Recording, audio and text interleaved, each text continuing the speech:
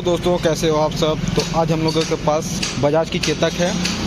ये EV scooter है और इसका जो पैनल वगैरह है राइट साइड से डैमेज है, वो देख सकते हो आप लोग कितना बड़ा डैमेज है।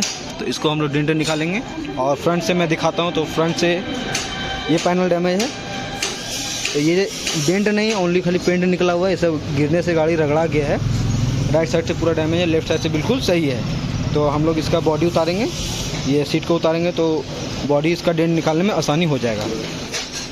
तो वीडियो में लास्ट तक बने रहे और मेरे चैनल पर नहीं हो तो चैनल को सब्सक्राइब करें और वीडियो को शेयर कर दे। अब चलिए बिना किसी देरी के गाड़ी को डिसमेंटल करते हैं और आप लोग को दिखाते हैं फाइनल रिजल्ट।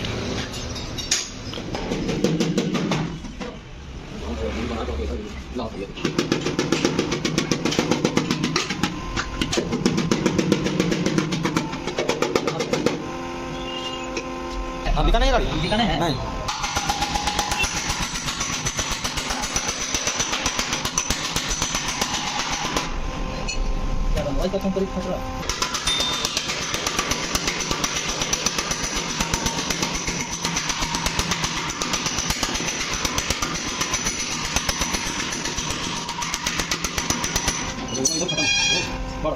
वही तो बोल रहा हूँ।